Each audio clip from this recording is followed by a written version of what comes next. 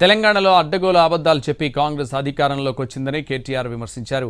Revanth Reddy cinema first చూడగానే utter flop అనే అర్థం అయిందన్నారు.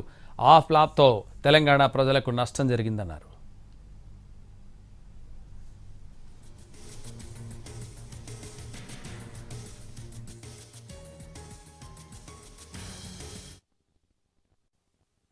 హామీలు 6 గ్యారంటీలు 100 రోజుల్లోనే అన్ని అమలు చేస్తాం, అందరికీ అన్ని ఇస్తాం అని అడ్డగోలు హామీలు ఇచ్చి అధికారంలోకి అయితే వచ్చినారు.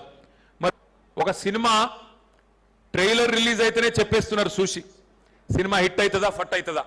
ట్రైలర్ చూడంగానే చెప్పే పిల్లలున్న ఈ జనరేషన్ లో సినిమా ఫస్ట్ హాఫ్ అయిపోయింది, ఇంటర్వెల్ అయిపోయింది. అప్పట్లో ఒక సినిమా వచ్చిండే అర్జున్ రెడ్డి అని, సూపర్ హిట్ అయింది. కానీ ఇప్పుడు వచ్చిన cinema Revanth Reddy utter flop disaster.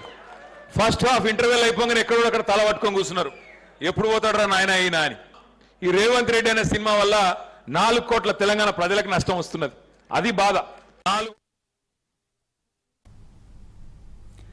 Rajendra Nagar MLA party మారినా బీఆర్ఎస్ పార్టీకి ఢోకా లేదన్నారు వర్కింగ్ ప్రెసిడెంట్ కేటీఆర్.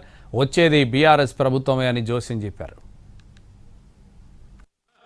పార్టీకి మాత్రం ఏం డోకా లేదక్క, సమరానికి సై యుద్ధం ఎప్పుడు వస్తుందా అన్నట్టుగా మన వాళ్ళందరూ తయారున్నట్టుగా కనబడుతున్నదని చెప్పి అక్క నేను మాట్లాడుకుంటూ వచ్చినాం.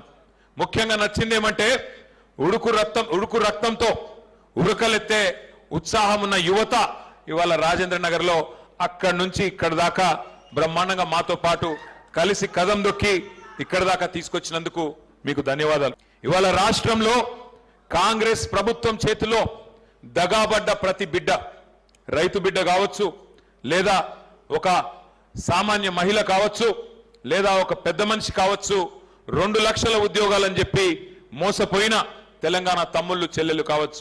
కాంగ్రెస్ పోవాలే, కేసీఆర్ రావాలే. కాంగ్రెస్ ఒకటి పక్క, కాంగ్రెస్ కేల్ ఖతం, దుకాణం బంద్, కేసీఆర్ తిరిగి వచ్చేది ముమ్మాటికి పక్క. ఇది ఎవరు మార్చలేరు. ఏ ఎమ్మెల్యే ఎటు పోయినా, ఎవరు ఎక్కడ పోయినా, ఎంత పెద్ద నాయకులు గోడలు దుంకినా రాజేంద్ర నగర్ లో మళ్ళీ తిరిగి ఎగిరేది ఇదే గులాబీ జెండా అనే మాట నేను మీకు విజ్ఞప్తి చేస్తా ఉన్నా. ఎమ్మెల్యే